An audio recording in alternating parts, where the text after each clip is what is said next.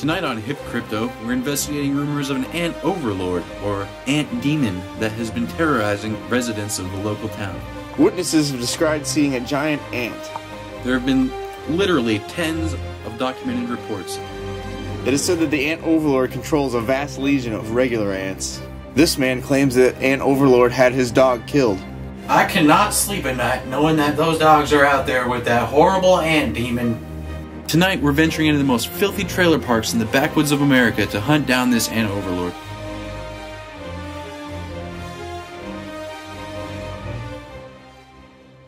I used to be an ant farmer and a full-time ant research scientist, so I have some experience in this field. I have reason to believe that the ant overlord particularly controls the hive mind, as it were. On one instance, it was a very sunny day outside. I was studying a group of ants, a cluster of ants, gathering food. I was studying them under a magnifying glass. One of them I was paying particular attention to, all of a sudden he burst into flames. So clearly there's some sort of self-destruct mechanism. It is common knowledge that ants do not have brains. They are entirely too small for the equipment you would need to run something the size of a brain inside an ant, and I mean, how do you figure that an ant would develop a taste for something like peanut butter and jelly? It is in the best interest of the ant overlord to protect certain information from being released to the public through science and studies such as the one I was participating in. That is strictly a human food. Ants do not encounter peanut butter and jelly in the wild. So how does that happen? This tragedy occurred several weeks ago. I was leaving to go to the liquor store. I put my truck into reverse, stomped lightly on the gas so as to back out of my driveway, and all of a sudden I heard a horrific thumping noise followed by a yowl which came from one of my dogs. I have 4 dogs in total. Their names are Itchy, Dumpy, Scrumpy, and Trumpy. And I recognized this yowl. It was the particular yowl of Scrumpy. I exited my truck in a hurry. I exited my truck and I found Scrumpy laying injured beneath the tires. First thought I thought was that I myself had run over Scrumpy, thus causing his demise. But I inspected the scene, and that turned out not to be the case. I found 4 ants scurrying around Scrumpy's lifeless corpse. And I nearly jumped out of my britches when I heard this horrific noise that was indescribable with its evil. I looked over and I saw a fiendish devil creature, a gigantic ant, larger than I'd ever seen in my life. About 4 inches long, you know, the size of a standard hot dog, or what other things are 4 inches? Well, you get the point. 4 standard American inches.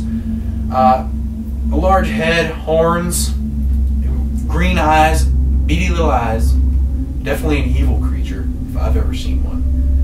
But the noise it made, I wish I had a recording of it.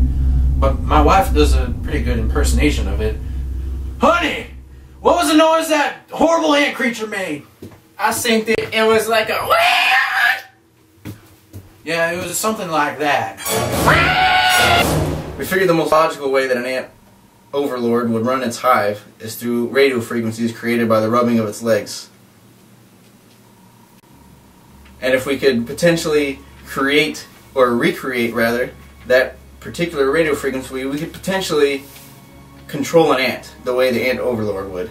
Now Daryl, using science, how would we generate these radio waves in a way that the ant overlord would do so? Well, Dr. Circus, it's very technical.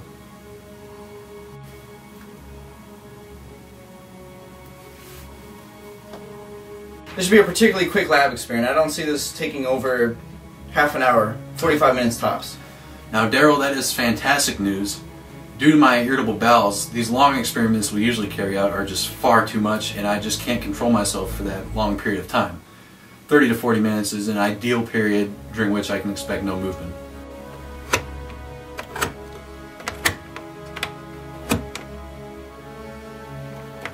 You may be wondering why the specimen we are doing the test on is a cockroach instead of an ant.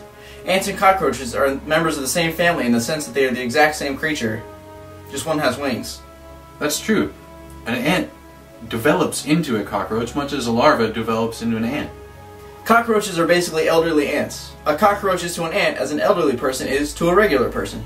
That's true, Daryl, but if you put one of these in a nursing home and wait for it to die, you'll be waiting a long time, because cockroaches live up to 200 years. Reminds me a bit of my mother. That crusty old veteran may never die. Scientists are now ready to conduct their test, and what they will discover shock them.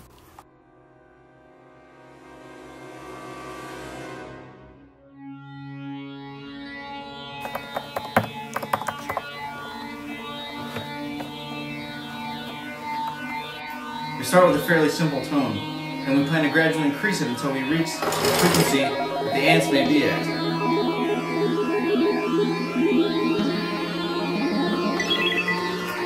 Nothing yet. We're getting dangerously high already.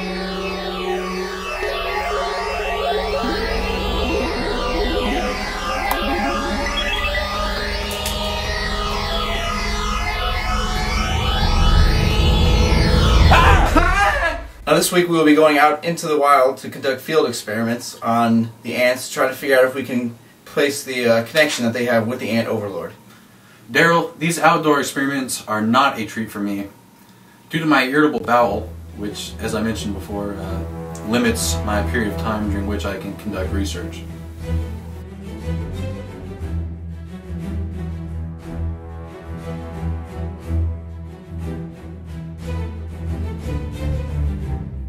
Basically what we're looking for is anything the size of this ant overlord would leave a considerable impact on its environment.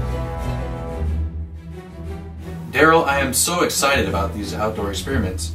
As I confided in you the other day, I'm somewhat of an amateur outdoorsman, so I love spending time outside and soaking up Mother Nature's glory.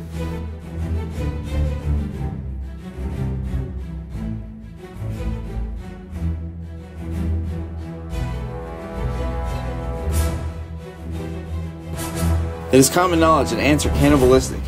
That's right, so the best way to catch ants is to use other ants. So basically we set a trap with a sweet treat, hoping to catch ants, which will allow us to catch ants. Pig's Knuckle, Arkansas is a place of abundant wildlife. If there's anywhere we can find the ant overlord, it might be here. The results are on their way back from the lab, and what we discover shocks us.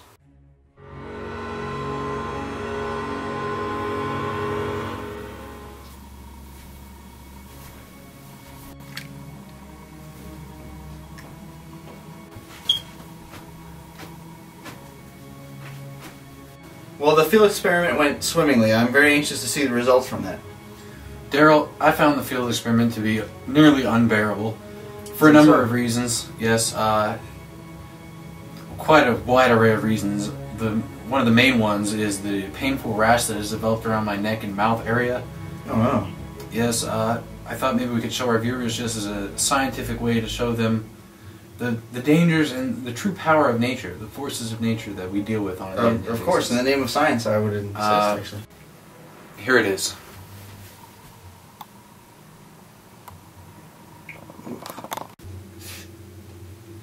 It's incredibly itchy and painful.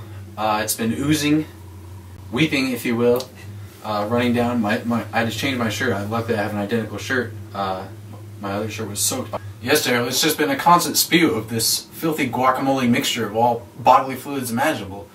I don't know what else is in there. I feel like my liver has sort of been redirected to these rashes, so that I'm filtering all the nutrients out of my body and sort of spewing those forth as well. It's just a volcano of fluids. It's rather unpleasant. My wife left me. I've ruined several shirts, and my life is living hell right now. The results from the tests are back in, and it will be time to go check them. And what we are going to find will have shocked us. When we first received the DNA sample, we were unable to perform a successful test. We realized that there were a few inhibitors. We first realized it was some sort of a tree, at which point we then noticed that was the eucalyptus that was in the cough drop that Dr. Circus used to set the trap. Once we were able to put together a cough drop inhibitor, We were then able to get what we in the lab call ant DNA. We were able to get the entire helix put together and test it against this. That is something, the sort of test that takes a while, so we will not see the results, certainly not in my lifetime, at least a decade that will take. Certainly not my children either. Hopefully my children's children will be around to see whether or not the ant overlord is a real thing, or if it's not a real thing.